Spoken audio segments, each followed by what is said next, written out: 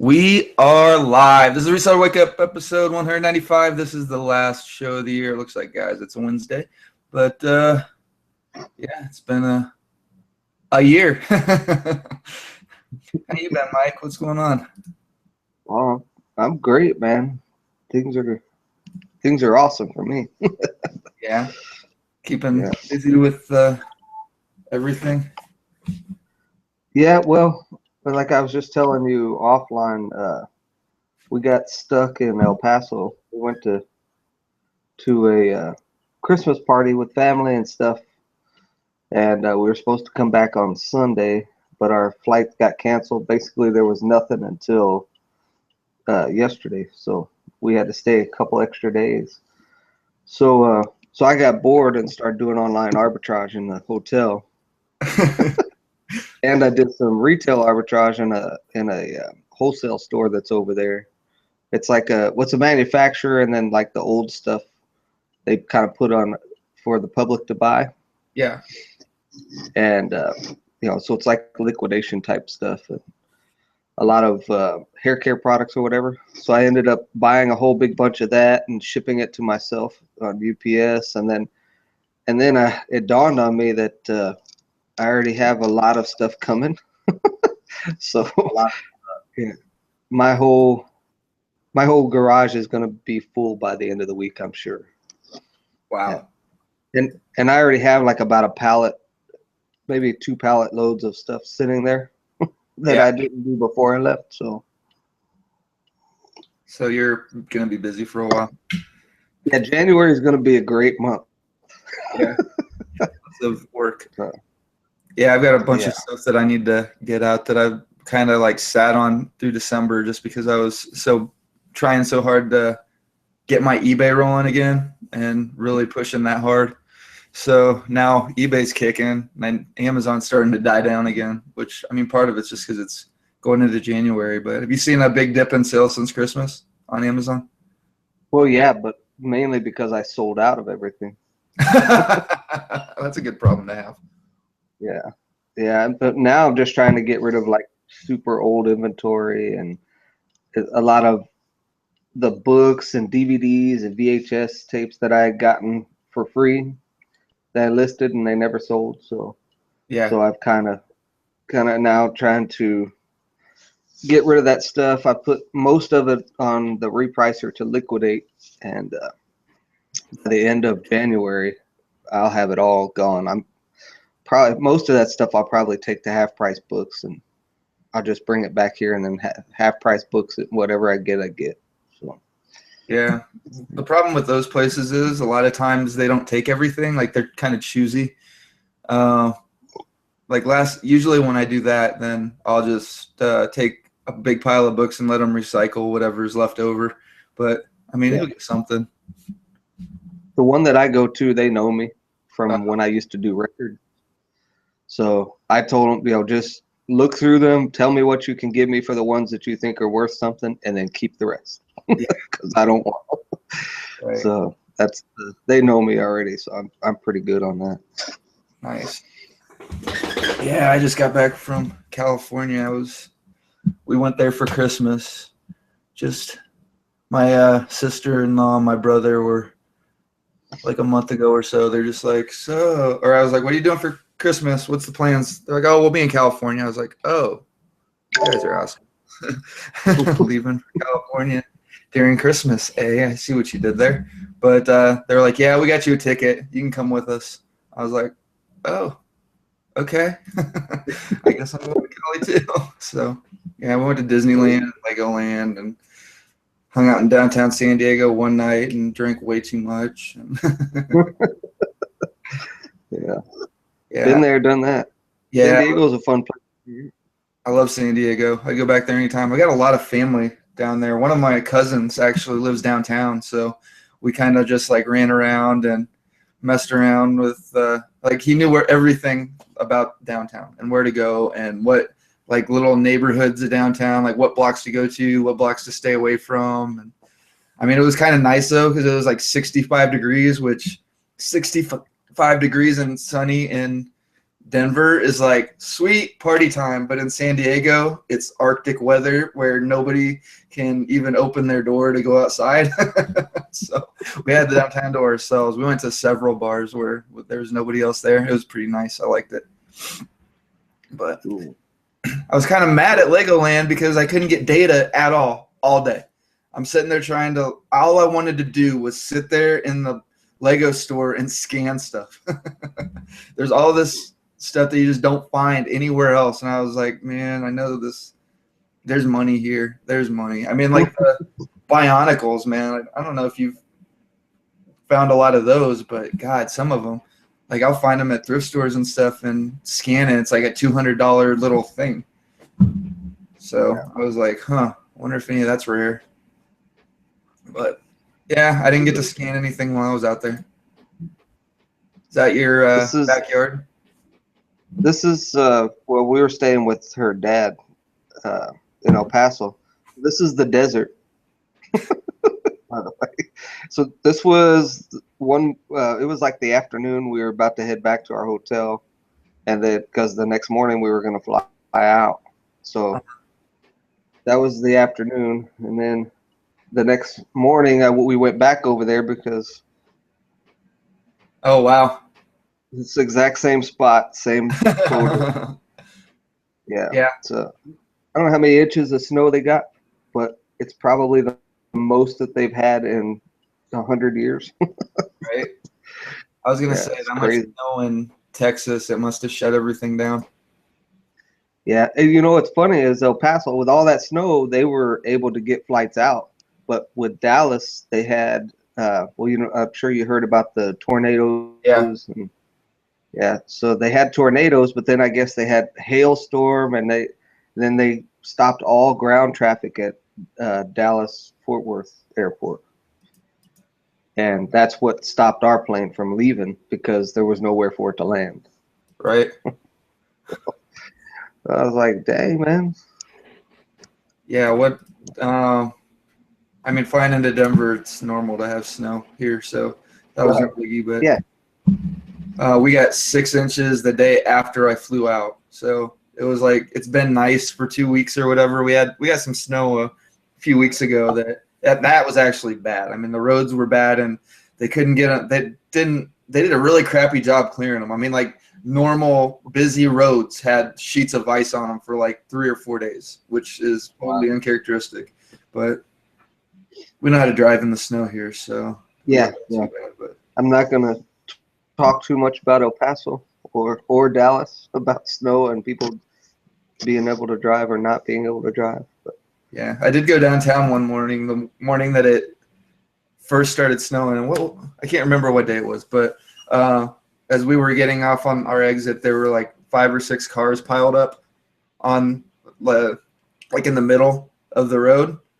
It was kind of like from the shoulder to the median. So we had to kind of go around them on the other shoulder. And yeah, at first I didn't think we were going to get through, but it was like one of those pileups where one person was tried to stop and they were going 2 miles an hour and just kept sliding into the next person. And the person behind them did the same thing. So nobody was hurt, no damage or anything, but it was just like bumper to bumper right there, literally. Yeah. Like people's bumpers were touching.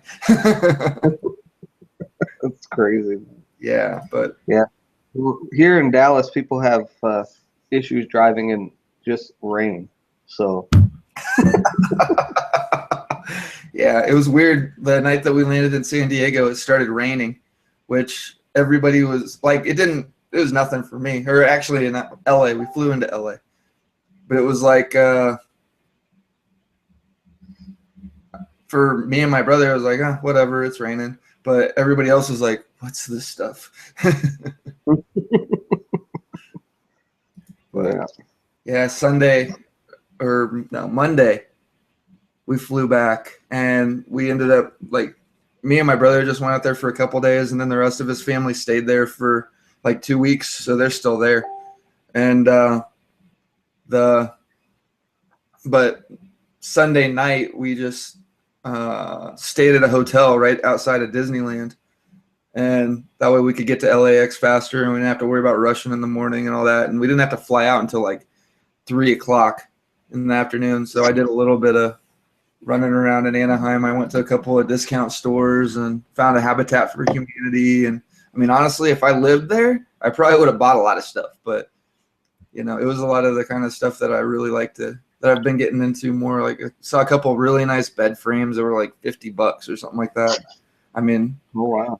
get a couple $100 for those around here, and they sell fast. And then,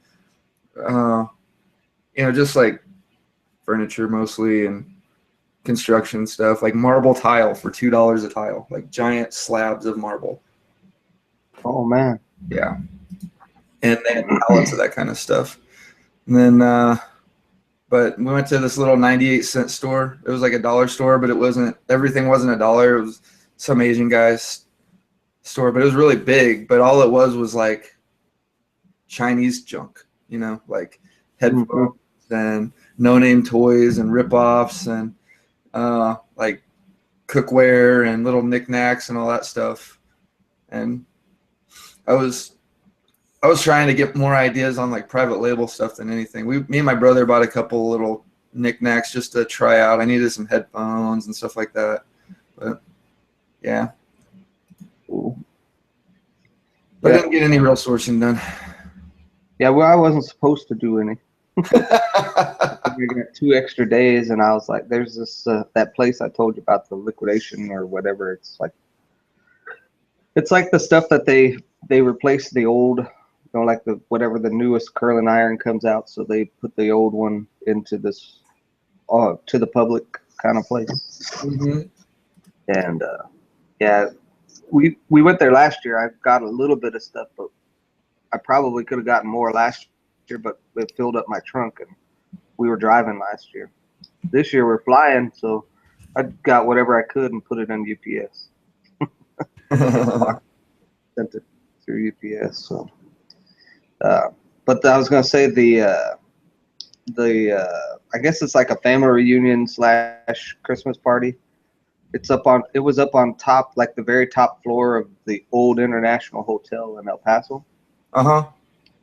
And this, I guess, from what I understand, this old top floor used to be a bar of some sorts, and people like John Travolta and stuff like that used to go there back in the day, like I don't know, maybe like in the 70s or something like that.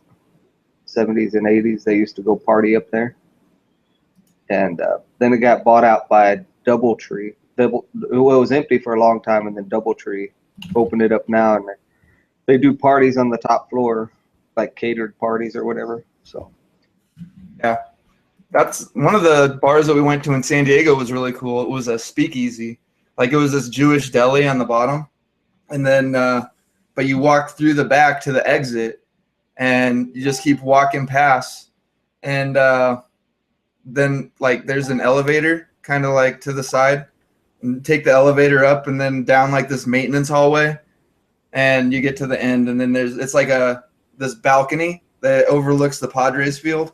It's pretty sweet. There's that's photos from the top of the thing there. They had some Christmas lights or whatever. You're like overlooking, I guess the west side or central of El Paso, and then Juarez, Mexico. All the lights and everything. It's pretty nice. Really chill. Yeah.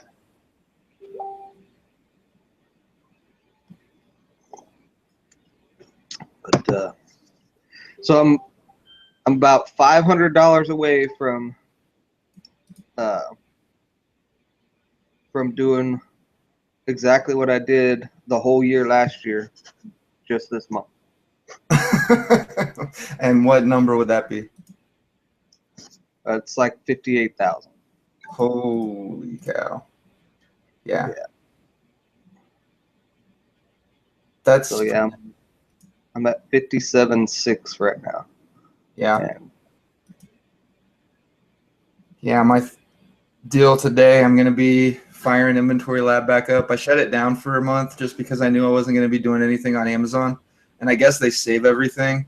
Like as long as you've input stuff through Inventory Lab before, you can turn it off and go back, and all your information will still be there. And I tried to actually do a small shipment like probably like 2 or 3 weeks ago, and list label ship wouldn't work. Like it said that the plugin was outdated or something on my Chrome browser, and I was like, all right, this is happening way too much.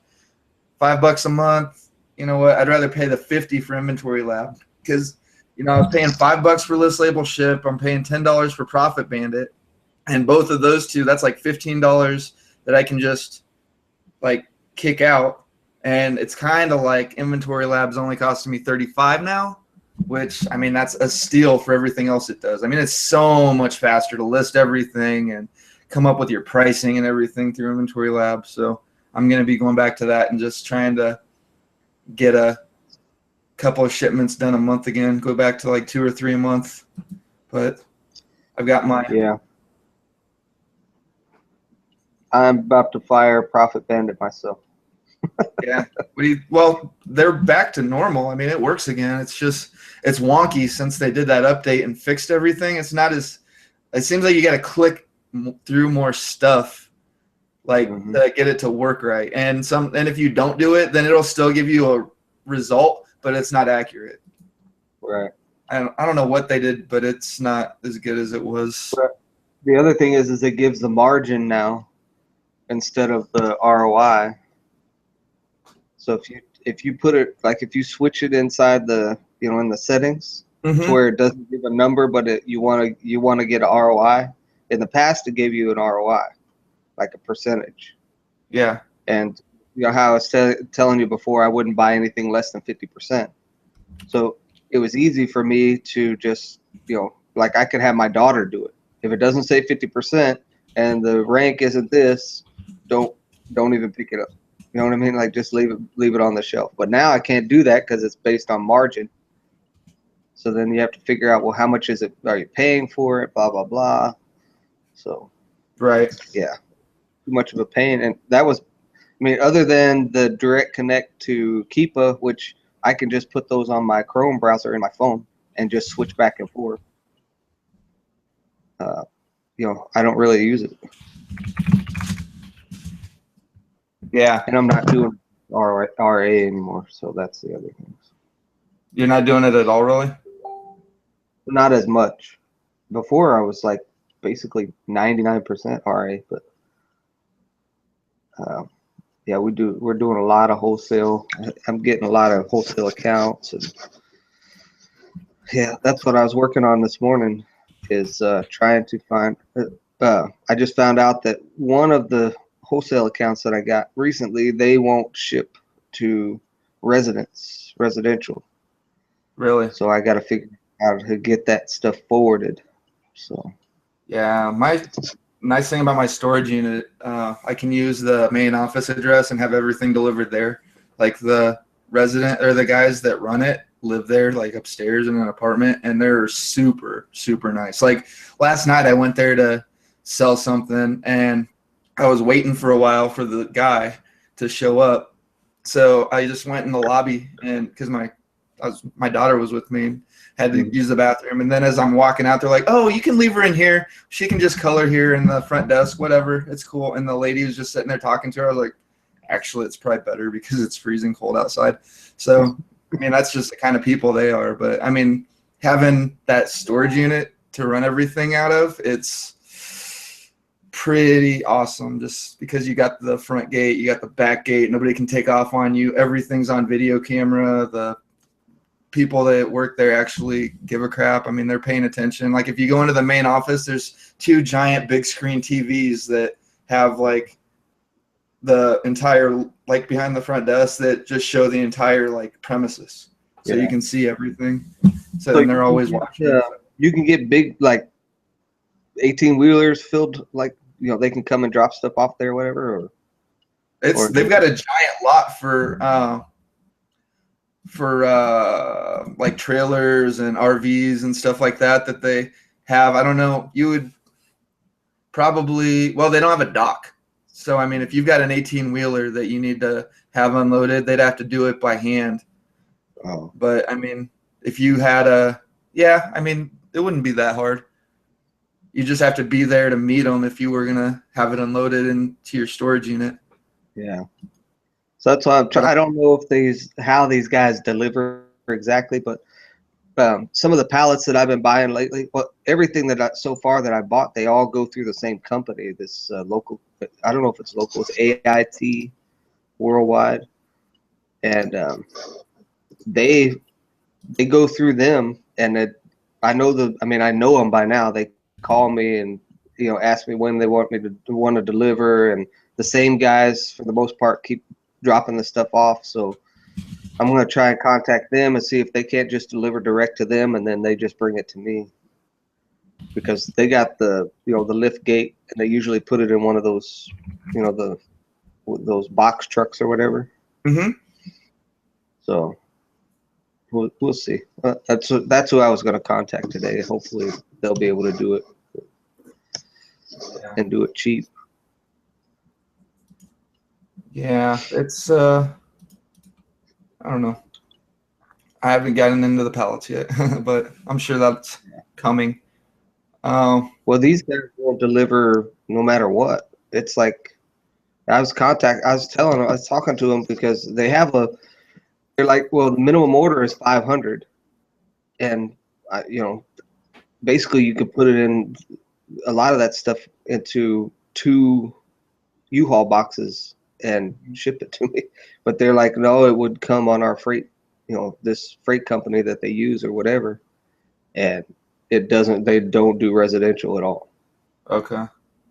So I'm assuming that it's a rig, because the stuff that I'm buying, local big businesses are buying as well. So I'm assuming it all comes in a big truck, and that's how they do delivery or whatever. But we'll see. I get it hopefully delivered to those guys, and they'll bring it to me, and I'll be happy. Right. Because I got like a $2,500 order that I need to. As soon as I give them a place to deliver it, they're going to have it out to me. So Yeah. But they just will not deliver to a residential for any reason. no, I talked to them. I was trying really hard, but they weren't going to have it. Yeah. So when you're looking up, or when you're looking for something like that, it's like pallets or whatever.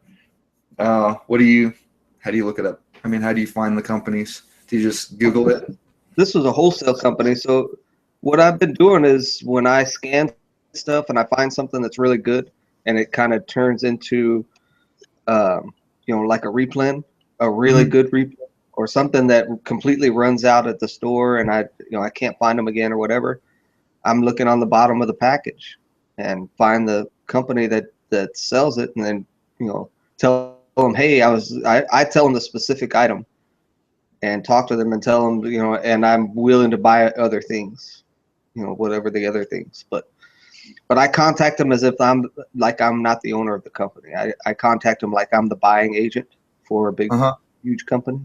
So I make it like I'm a multi-million-dollar company that has a buying agent. And, and then I just send them emails, hey, we're looking to expand in this line of products, and we noticed that yours, sell very well, or could sell very well within our systems, and we do marketing, blah, blah, blah. We have a proven system to sell products, la, la, la. And then. So you have like a template that you use basically when you're trying to contact these companies, or do you just kind of play it by ear and feel them out a little bit? I make it up every time. So it depends how I'm feeling that day, whether it looks good or not. And yeah, but I mean, so far it's been really good.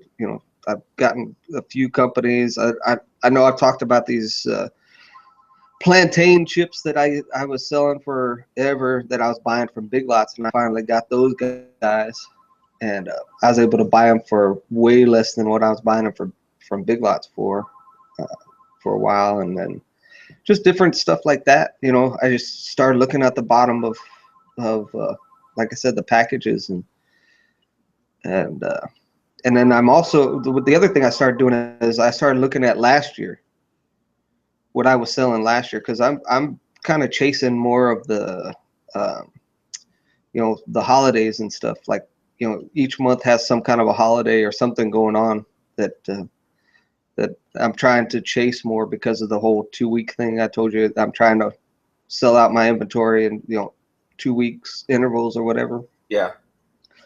So with that, it's easier to chase the holidays because as long as I get items that I know are going to sell or they sold really well last year and nobody's really dogged them throughout the year, I could just pick those up again and do the same thing. So having that, the history of a year of doing this kind of helps out a lot too.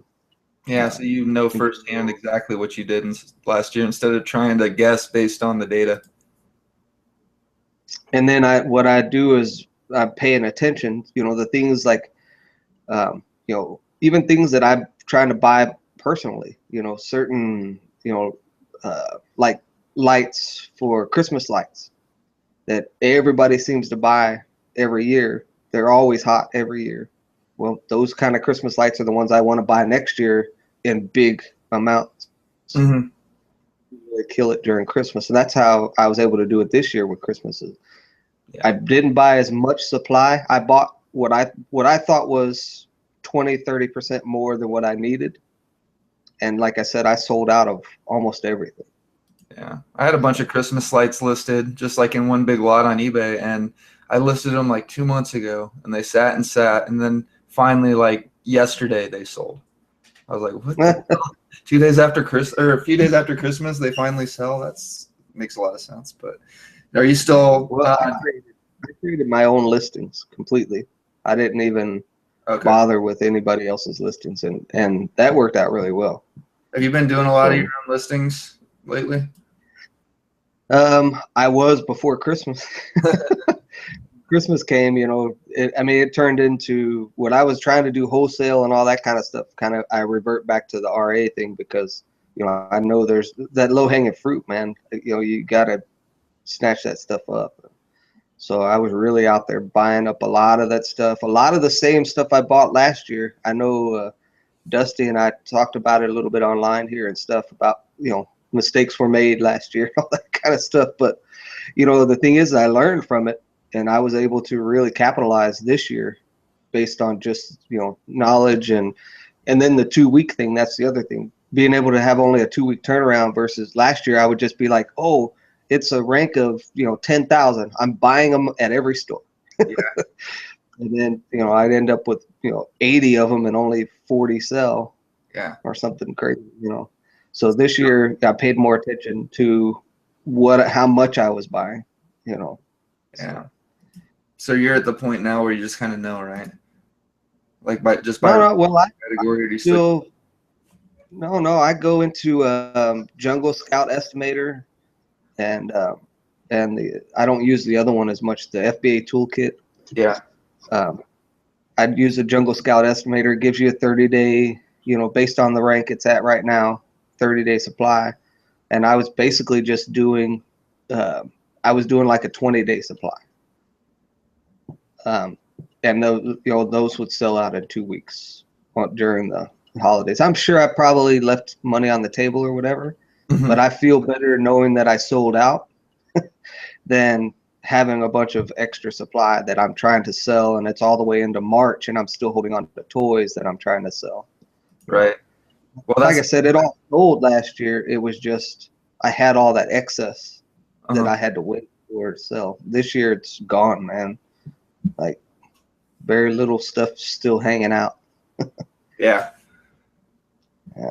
Yeah, that's one of the, like, messing around with my repricer, like, it kind of changed the way that I look at how I'm sourcing and what I'm going for and what I'm after, just because, like, that's like step one, when you see how much faster stuff sells just by having staying on top of the price and making sure that your price stays competitive.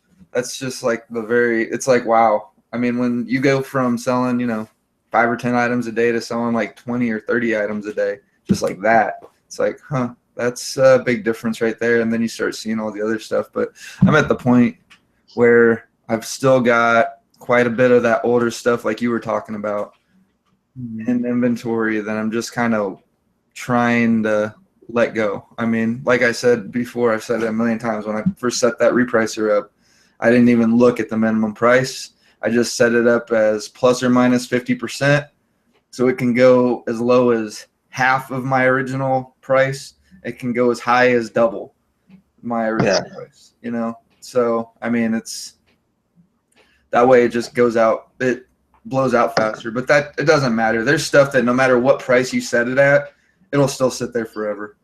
You know, I mean, Yeah. it might never sell, or it might sell for 10 times what you're trying to sell it for if the right person comes along and you're the only one on the listing. But Yeah. Well, there's a few things that I bought like the other day where I only bought like one or two of them. You know, they have an entire pallet of them sitting there, and I pay $10. I'll make 20 on it at some point. You know, I'll triple my money, but the rank was kind of high. Well, kind of high compared, I mean, to what I want in the rank. So I only buy like one or two of them. But then you see like 10 or 12 of those types of items, and one or two of them are going to sell in the next couple of weeks. It's no big deal. But I would buy, well, I know I'm going to make that kind of money on them. I would buy 10 of them. And then I'd be sitting on them for, 5-6 months. And that's one of the changes that I made is I'll still buy one or two because I know I can get them out, at some point within, at least within 30 days. And then I'll just start liquidating. I have the repricer where I can just put it on liquidate, and it starts taking a penny off every day until somebody buys it. Oh, really? Yeah. And it gets rid of stuff. I mean, I moved quite a bit of the like VHS tapes and all those, like I was talking about earlier, VHS, DVDs, books and stuff, all that stuff I was getting for free from the local library. Yeah, I remember that. They contact me like once every month or 2 months and tell me they have a big stack of, it's usually boxes. Like last time it was about 10 boxes worth of VHS and DVDs and stuff like that. And I just go through them, scan them, and then take the rest of them off. What do you do with the ones that you can't send in? I take them off to half price. Oh, and they still buy them? Yeah. Well, like I said, I drop them off. Like I might get for 3 or 4 boxes, I might get $5. Whatever. Yeah, I was gonna say they're probably like 5 or 10 cents a piece. But it gives me a chance to go in there and do some RA. So Exactly. so I go in there, I end up buying a bunch of stuff. That's why I love the store that I deal with. It's the same type of thing, DVDs, books, Blu-rays, video games, anything that I want, I can take to them and they'll buy it. But every time I go there, even if it's just a bunch of junk that I don't think I'm going to make much on, I can walk through the store and find something to sell, like something that's worth buying just to resell. I mean, I've made more money from that store than that's probably the best retail store dollar for dollar that I've made money on, and like compared to anything else, any other place that I've shopped at and tried to do RA from. But it's not really RA. I'm buying mostly used stuff, or clearance. Yeah. So I don't consider what I do RA. Mine is just clearance and thrifting mostly.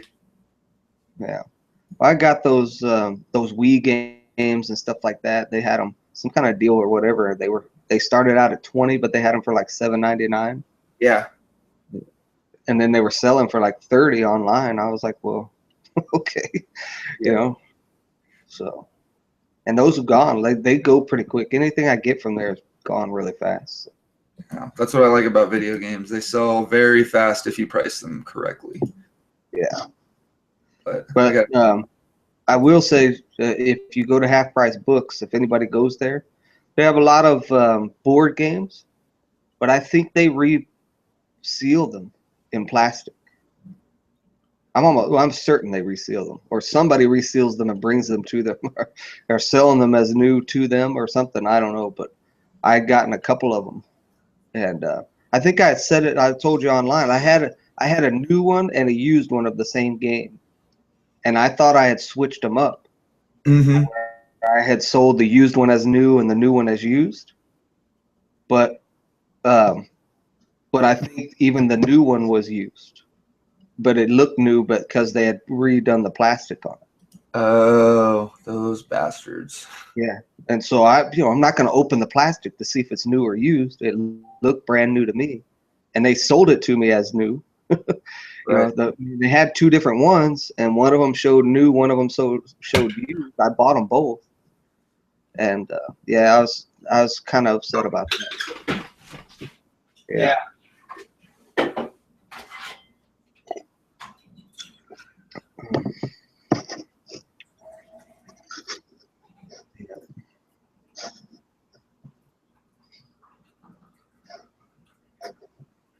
Yeah, that's one nice thing about this place is anything that comes in from the place that I deal with, anything that comes in at all from a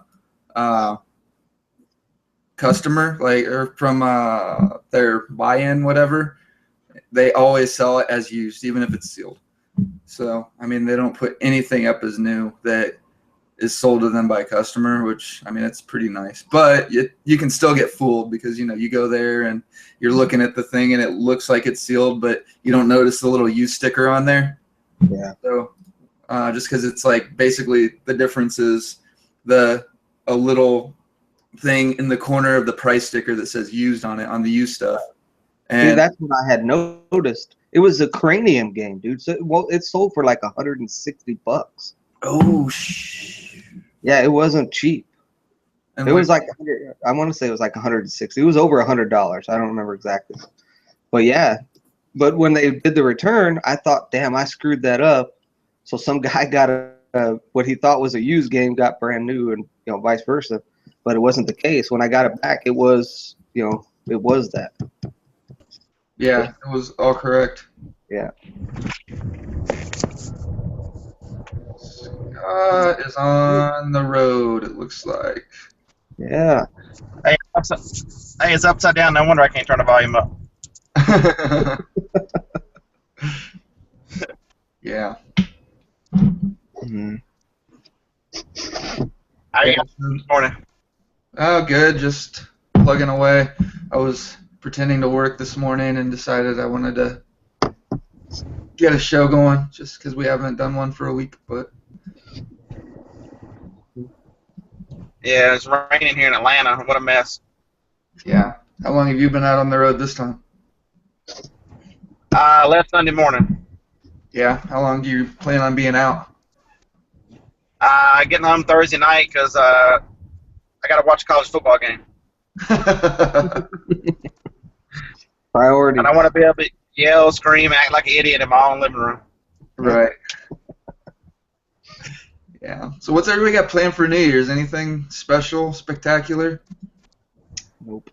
Nothing. I don't even know what I'm doing yet. My buddy Jason, who I've had him on a few times, him and his friends, they opened that game store. Yeah. I guess he's doing some kind of Christmas or New Year's party or something, so probably might go that way. I don't know. We'll probably do what we normally do. Hang out at the house until midnight and then go pass out. Well, I'm as old as Chad Pagel, so I'm gonna watch football game and take a nap. Well, I saw the post from Chad this morning. He's going to do some kind of a speaker thing. That's pretty cool. Congratulations to him, man. oh yeah, Minnesota or something like that.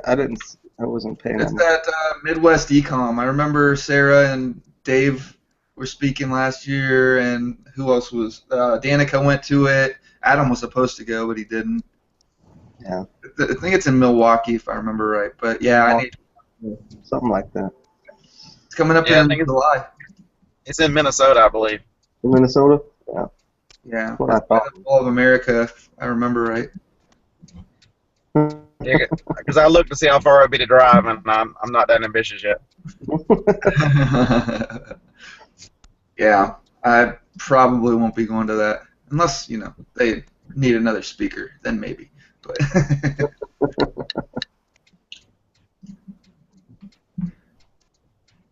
wow, Mr. Sadie lost.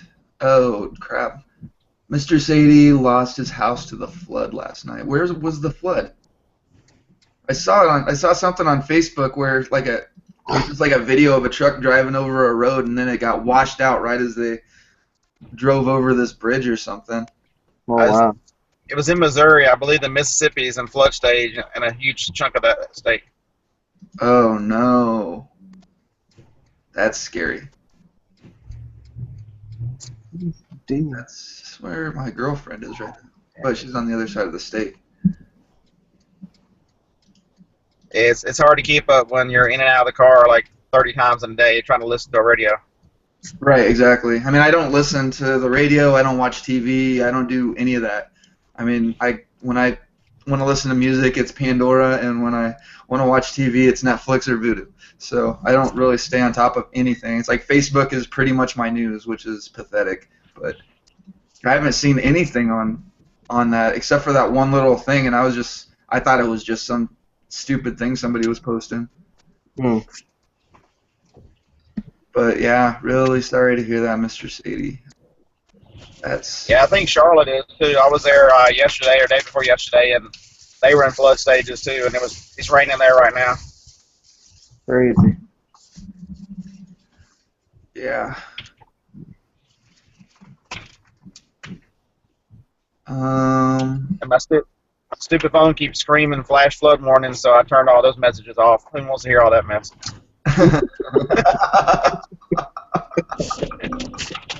So if I drive off into the abyss, I'll see you on the other side. Oh, man. It'll be YouTube gold, so It'll be on YouTube. yeah, live on YouTube. Yeah, just think how many hits you'll get. Look at this dude live on YouTube drive right off into a flood. There you go. Yeah, that would be horrible.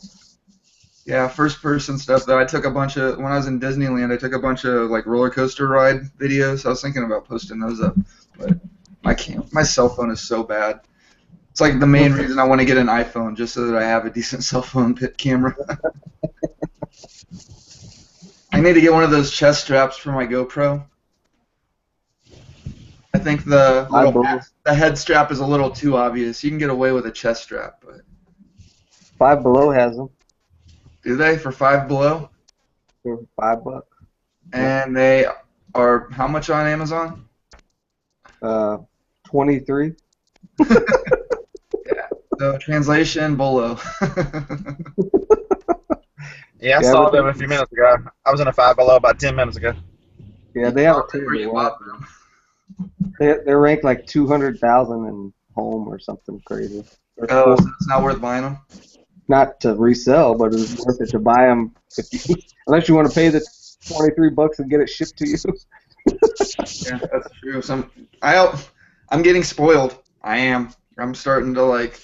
I've actually fell into that trap the other day where I was looking at something in the store and I was like, think, scanned it, and it was something that I wanted to buy, and I was like, it was like $10, but it was like $20 on Prime. I'm like, I can just buy this on Prime and have it shipped to my door. I don't even have to buy it at the store.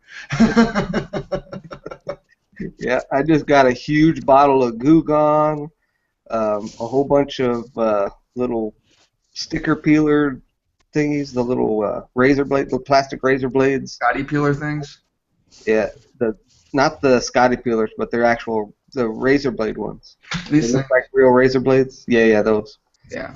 A whole bunch of those with the holders. They have little holders with them. Uh-huh. Yeah, I mean, you can put these, they're like a razor blade. You can put them in the razor blade holders and box cutters and stuff. They work. Somebody's got a bundle up there where you can buy like 3 of the holders and it comes with like 200 of the blades. Oh. So I bought that, and then my son was like, "Hey, we should play Cards of Humanity." So I bought that. Oh yeah. I was at my buddy. Bored, man. I was at Jason's shop the other day and I saw this, which I was like, oh my god, that is awesome. But it's like a $40 game or something like that. And then I was at Goodwill the other day and I saw it. They had it for like $3.99. I was like, yeah, I think I'll keep that one. Yeah. But Haven't had a chance to play it yet. Cards Against Humanity is freaking hard to find, man. Everybody's sold out of that thing. Not Amazon.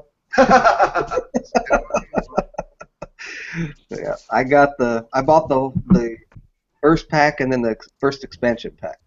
How much was that? I think it was like $35 for the whole thing. It's like $25 for the main thing and then $10 for expansion. Yeah, that's a good price. Something like that. Yeah.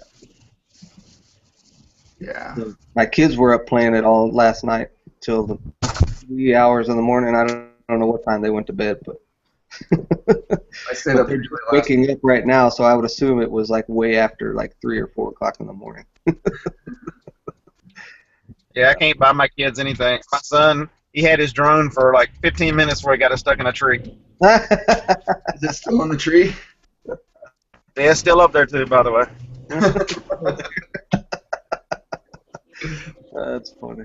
Yeah, I haven't fallen into the drone trap yet. I've thought about it. That's one of those things that, like, every time I put something up on Craigslist and I say I'm willing to trade for like electronics, blah blah blah, I keep getting pictures of these drones, and they're always like the ones that on Amazon they're selling for like $100 plus, the big nice ones. Yeah. I'm so tempted every time I see that, but I haven't pulled the trigger yet. With a nice HD camera and Yeah, exactly. That would make some good YouTube videos. That's a lot of right there. Yeah, I tried knocking it out of the tree with golf clubs, but now there's 3 golf clubs stuck in the tree with the drone.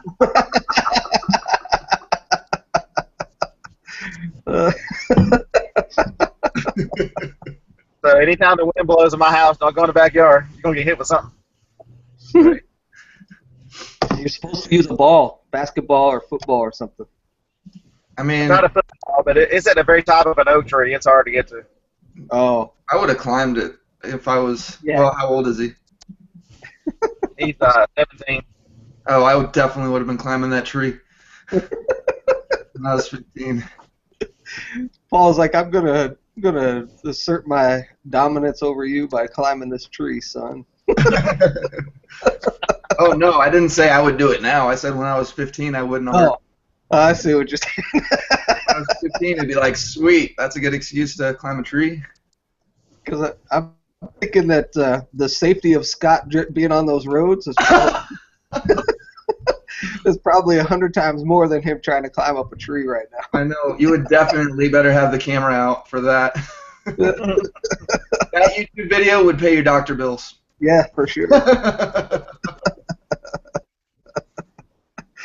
Oh, man. But yeah, so I don't know what I'm doing for New Year's. I have started planning the whole, like, $100 for retail arbitrage set aside and just tracking everything to see what I can turn that into. Just like focusing or keeping 100% of that profits from that, rolling it back in just so that I've got a portion of my Amazon sales that are 100% devoted. Because I mean, I just basically when I need money, I just take it out, myself whatever I need. And if there's something left at the end of the month, I mean, I always have enough to source with, but I mean, I'm paying $1 for things that I'm selling for 10. I mean, that's kind of like my. So once you get like 2 or 3 grand in there, you're gonna be like, car payment.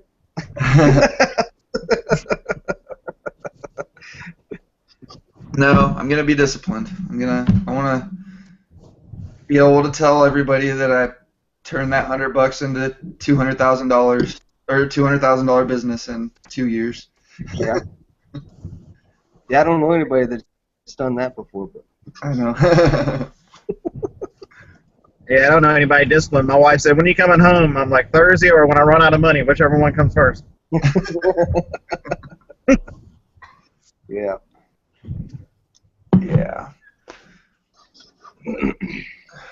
I mean, besides that, I don't see. Do you guys even have big plans? What are your New Year's resolutions? Anything? Are you even thinking about it? Or like, I never make them. Never. I don't want to have anything that I'm beholden to or that I have to stick to. So. Man, I have New Year's resolutions all year. Yeah, you know what the sad thing is? I look back at last year and think, damn, I'm still not the person I wanted to be now. Yeah. Such lofty goals last year. I'm like, Didn't work out for you. yeah, who is that dude? Yeah. Yeah. No, for me, it's just I just want to make sure I do, keep pushing the business, try and build it as much as I can. But I don't have I don't put together those big number goals. I just feel like if I can at least double, I'm happy. Mm-hmm. And that's it. I try to add to it as much as I can and learn as much as I can, and that's. So at what point do you start paying yourself? I am starting this year. We're gonna pay ourselves $1,000 a month. Yeah, that doesn't seem like a lot, but I mean, I guess if it's just part-time, well, it's not part-time. You're basically working 2 full-time jobs, and one of them you're just not spending. You're not taking any money out of, right? Right. Yeah. Like you're living off of your regular income, and everything that you make in Amazon, you're just rolling it back in. Right. Well, I mean, let's just say that if I would have kept the cash that I ended up with this year, and I would still have enough to invest for the next year, I could have paid myself for a full-time job for sure. I could have paid for the actual job I had. Wow. Yeah. And still had money to roll back into the business. Yeah, for sure. Yeah, no question. Yeah. Yeah, my big thing is just coming up with procedures so I'm better for the year. Yeah. Taking a day each week for accounting, doing stuff that's smart for the business instead of making it more of a business instead of just flying by the seat of your pants. Yeah. I mean, with the inventory lab, as long as you're doing everything through Amazon, how hard is the accounting? It's got to be pretty. I won't even mention my receipt box that is going to scare the holy dog crap out of my accountant. I was on a show the other day, Amazon FBA Motivators. Chris Pyle runs it. And one of the guys that was on, he's another one that he's like a $20,000 or $30,000 a month Amazon seller. He puts he has a lot of receipts. He was saying that there's this company that he just sends his receipts and they send him a mailer. He stuffs his receipts in there. They put everything into Excel or something, and then they organize all the receipts by store and all that stuff. Basically, they organize everything, send it back to him with a file so that it's ready to be accounted for, and it's like $30 a month. Yeah, it's called Shoebox, but that's the one. A certain number of receipts they go higher. So the stuff I buy was more like $60 a month. So, but still, that's got to be cheaper than an accountant, right? Yeah, I bought a scanner because they were very slow on turnaround. Usually to get a month scanned in, it was about 45 days. I mean, it was kind of frustrating. Oh, yeah. Yeah, I guess if it takes that long, it's kind of hard to stay on top of it. But does it really matter? Well, you'll still have plenty of time at the end of the year to get everything in for tax time. I mean, it's not like if it's 45 days, that's still a good enough turnaround. As not having to touch anything, do anything. You don't think that it's worth it, or do you just want to be able to? Are you just really trying to stay on top of everything, like real time now? And plus, I have a lot of time off every other week. And I figured, I can make myself do something. Yeah, that's true. I mean, if you've got time, I've got plenty of time. I mess around with my accounting quite a bit, actually. It's one of those things when I'm messing around. When I'm on Facebook, I'll go back and forth and spend. Well, I think that I have a good process up until fourth quarter, because then I don't pay attention to hardly any of my processes, like checking my damaged items and all of that stuff kind of goes out the window. I cut off a lot of things so that I can really make things happen. Buying inventory and all, and messing with prices and everything during fourth quarter. But yeah, once January comes back around, then it's back to the. This year the pile for the fourth quarter is massive compared to last year. The pile of receipts. Yeah. Actually, I made it here without killing somebody.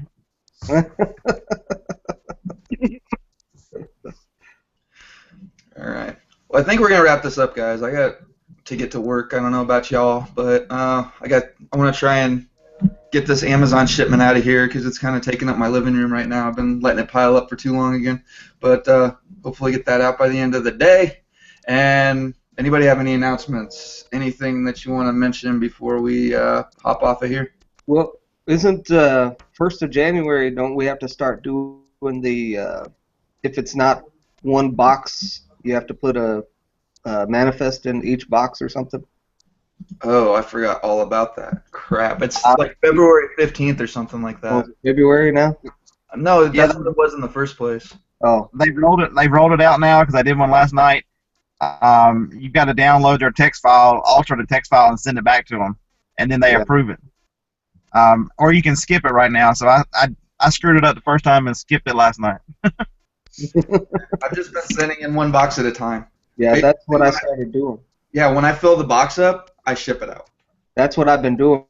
I did. It adds a little bit of time, but it's not too bad. And then with Inventory Lab, it's great because even if you have oversized items, now those things roll back in. So you can wait and get a lot of oversized items and then make a box out of those. Yeah. So I noticed it rules them in now. You've got an oversized shipment, and it's like 5 or 6 items, and it fits into 2 boxes. It's only 5 or 6 items that you have to make the file for, so I don't mind doing it for oversized. But for, like, if I can fit 100 items into a Home Depot box, then I'll just fill up the box because usually it comes out to like $2 or $3 grand. It costs $10 to ship it to Amazon, and it's gone. And it's like me, I'm the guy that I'll sit there and fill up a box, start on the next box, and do that 2 days later, and then spend 2 days filling that box up. And then after a week and a half, I've got like 3 boxes that are finally ready to go out. But if I just do a box at a time, at the end of the day, it's gone. It's in Amazon. Stuff starts to sell. It's been way better for me. Well, the other thing is that it's not just oversized items. So if you only have 2 oversized items, and you're gonna try and make a shipment out of those, doesn't make a lot of sense because it's gonna cost you like $4 or $5 per item or whatever. So you want to hold on to those, and that's why I was saying it'll keep rolling them, the more and more. And it's also the same with clothing items. So if you only have a few clothing items, which is what's happening to me, you get all these other weird places that they're going, and if you just hold on to them in those same ones. So you close out the main one that has like a whole box of stuff. But with the Inventory Lab, it continually like adds into the other one. So when you close out one shipment, you can ship off the main one with the main box. But all the small stuff will stay to the side, and then whenever you add the next shipment, and there's some other small things that goes into that, it'll add those to it. Now, does Inventory Lab create that text document yet? The inventory for the shipment? When does that come? From what I read, they are still working on it. It's their #1 priority right now. They're hoping to have it out by the end of January. Nice. So, I mean, if you're using Inventory Lab anyway, which I don't know why. Scan Power is the other one, I guess. But I mean, you guys have all tried Scan Power and Inventory Lab, right? Yeah. I like the Inventory Lab much better. Yeah, I like Inventory Lab. I haven't actually tried Scan Power, but I've heard enough from you guys, and I've seen enough walkthroughs over the years just doing this show, and just talking to people inside, like when we're in Hangouts, they're walking through everything. Inventory Labs just seems so much more simple and way more powerful. And I feel like Sourcify is better than Scan Power's app too. Scoutify. Yeah, I think they're both about the same, Paul. It's a matter of which one you start using. Once you start getting used to one system, it's really hard to try to look at another system while you're still using the same system, and that's a problem I had. Okay, yeah, that makes sense. Yeah, I think the only thing I've seen so far on Inventory Lab that I don't like compared to doing it straight from Seller Central is if you get an item that's never been to FBA before and you got to put in the weight, the size and all that stuff. You have to go back, add the item so that you can get that like right then and there. Mm-hmm. It's just a process, but it's, again, like he said, once you get it down, you could do it really fast. But the first couple of times, it was like the biggest headache in the world. Yeah. I mean, once you get it down, it's not bad. And like I said, that's something very minor compared to trying to really deal with stuff. I've not had, knock on wood, I've not had any like where the whole system went down and I couldn't deal with a shipment or anything like that. Mm-hmm. With Inventory Lab, it's been really great. So I'm happy with everything that I've gotten from them so far. Right. Cool. Yeah, but they need to come up with that, because I'm the kind of guy who has a whole van full of stuff back there. Yeah. There's like 6 boxes in the van. I've got 2 more days to get home. Yeah. That's insane. Yeah. Doing one box at a time is what I'm doing right now. So everything goes like what you're talking about, Paul. But I'm doing it in multiple boxes in one day. So, Oh, okay. So you fill up a box and you just print the shipping label, slap it on there, then you start on the next box. right. But it's you make it sound like it's that easy, but it's like it adds a lot of time because you got to go through and do all the the weighing and then blah blah blah, and then You put got the to close label, it out, sync it. all that. Yeah, Yeah. that was my answer too. That's the only thing I could come up with, is do a box and then start the next. But my printer's acting so crazy that that's not an option until I get home. Yeah. Cool. Well, that's about it then. The Reseller Wake Up's my Facebook group. If you find the shows through Facebook, that's the easiest way to find this one. I post every episode, pin it right there on the top, so you can just go join over there, Reseller Wake Up, and we post polos and little like interactive stuff, questions, would you buy it types things, and other people post their shows. There's like YouTube videos that get posted up there, so it's a good one to be in. And then Sourcing Connections, another group. If you've got a glut of inventory or just some stuff that you don't want to, never get around to listing, stuff like that, you need to blow it out, or if you're a wholesaler and you just want to try and hook up with some resellers, you can post stuff up over there. Just clear it through me the first couple times so I can kind of get a feel for what you're trying to sell, and then post it up. And I've been doing some clothing and stuff over there every once in a while. But Resale Ronin, Twitter, Instagram, Pinterest, Periscope, all that stuff, easy to find me. And then Mike is Picker Army on YouTube. You can find his channel right there on my landing page of my channel. Like, comment, subscribe. If you have any suggestions, whatever, there's a comment section below right after this video goes off air. You can just post it up there, or you can post it in Reseller Wake Up. I don't care. We'll see what we can do, but we're always looking for suggestions for shows. If you want to come on the show, hit me up. Easiest way to find me is on Facebook. And yeah, Bitcoin.